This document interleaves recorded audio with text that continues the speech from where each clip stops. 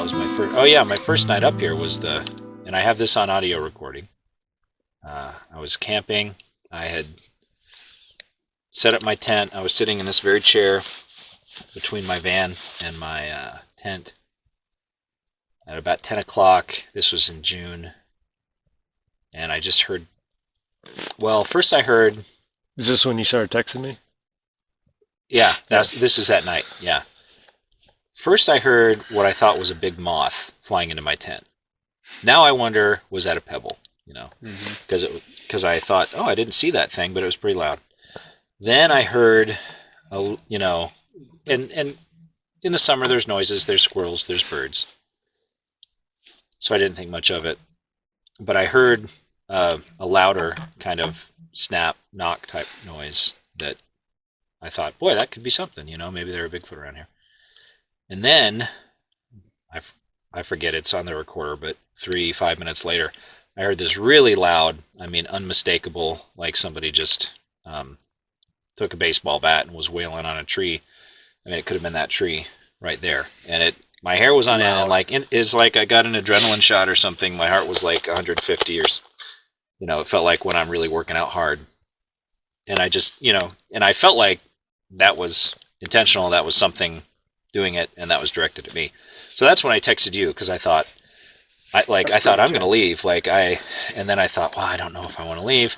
And so I texted Will something like, hey, are you free? I just heard, but then it solved my own, I think before he even got back to me, then I heard a knock from over around this area, because I was down there. And I thought, I think that's another one. And then as we were texting, then I heard another one. I think I heard 3. The first one was distant. And it's like, oh, it could be anything. Then the next one was like, yeah, I think that was a knock. And then the third one was closer. And I don't think I heard another one over there. I might have heard one of those before I heard that one. The one that was real indistinct. But then I just thought, I'm getting out of here. So I mean, and I've never done this due to fear. I did it once due to rain, that I just heaved all my stuff up in a pile, threw it in the car, and went home. But then I kept coming back. And let me try to remember what happened. The order of the nights. Went back the next night. The bummer is that, so I got all that on record the first night, those knocks, and you've heard them. Yeah. I mean, sounds like something. I switched out my SD card because I wanted to listen to that, but I wanted to keep my recorder going, so I just left it, and I figured I'd get it in the day. I figured out now what happened. I didn't realize this till the end of everything else, is I put it in and I immediately pushed play, and I got out of there, and I don't think it registered it. And so it was recording, but it was recording on the internal storage. That's about 1 minute. And so I got 1 minute, and that was it. So for everything that follows, which was the most intense part. Although the next night I came up, I think that's the day I went on a hike up there. I think, or maybe that was the following day. But I don't remember much. However, I slept in my car, and I needed quite a bit of liquid courage to even sleep up here again. So I don't think I would have noticed anything unless it was like on top of me. Yeah. Then the next night, I slept in the tent, and I was feeling better because I thought, okay, I made it through last night. And so I had been hiking that day. And then again, as I was going to sleep, which was probably around 10 o'clock again, because I thought I will just repeat what I did that first night and see what happens.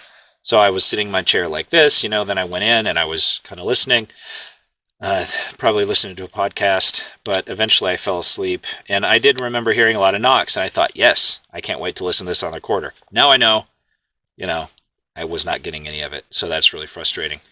And then the creepiest thing is I woke up at what must have been about 3:30 based on later. I think I told both you guys about this.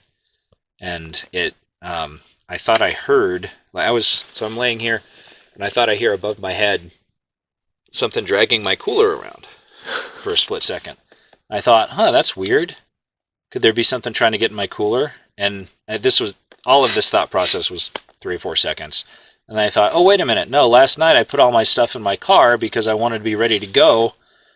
And so my cooler's not out there. And as I was thinking that, I felt like this, you know, like I was moving. I was on a full-size air mattress that night, not the one I have now.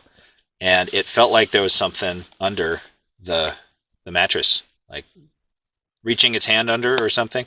It felt like kind of there was a pizza tray underneath and like wobbling, sort of like if you're I've been in mild earthquakes when I was in Asia, and I mean, it sort of felt like that. And I was like this, absolutely frozen, terrified. I would think to myself, I should have been able to like grab for my gun, and the thought occurred to me, but I could not move. I was totally frozen. And it felt like several minutes. It was probably, a few seconds. And then I was froze for quite some time. Eventually, I felt like I could move, and I got up, and it was about 4:15. So I'm guessing this was all around 3:30 in the morning. That's crazy. And I showed you the picture. You can see there's a line in the dust where it looks like something was under there. Mm-hmm. I mean, I don't know. I can't say what it was, but could have been like a stick. It could not have been a stick because it felt like there was a pizza tray. It felt like something broad kind of doing this. Right? Yeah, and so I was going back and forth, and I felt like my air mattress shifted a few inches down too, like towards the back, moving the tent. Mm-hmm. And it was not, I mean, I didn't feel fingers, I didn't feel anything like that, but it just felt like, if you've seen those wood oven pizzas, it felt like somebody could have been sliding that under, kind of wiggling around and moving back. It would take a lot of strength to move you and on that air mattress, too. Yeah, and so that creeped me out, but I didn't go back to sleep. Eventually, I did have the nerve to, like, get up and peek out, and then I heard this huff, and I thought, I'm going to see this is it, and it was just that buck that I was telling you about.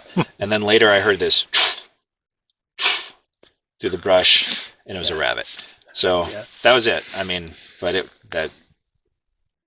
was quite the experience. I mean, I've been there with the rabbit. Yeah. Well, not that was quite the experience too, but that night. Yeah, that's amazing. And it was not a dream because I was fully awake. Because I mean, I was coming out of the sleep thinking, what's moving around the cooler right above my head. Mm-hmm. And I did go back a few nights later, I think, because I was so upset when I realized that I didn't get any recording. So I came back and I left it. But I left the recorder out that night, and I think I do have a few possible knocks, but nothing more than that. Nothing happened.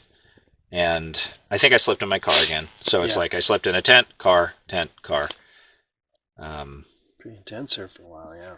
Yeah, it's like you sleep in your tent, something happens, then you get in your car, but then you're like, oh, nothing happened last night.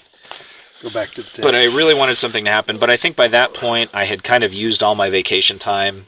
And then, or I knew I wasn't going to get back up here, so I didn't leave my recorder long term. Now I might. Now I have that other recorder. That's the summary. Sweet. My son and I had an experience with a rabbit. It was after you left in Squaw Valley.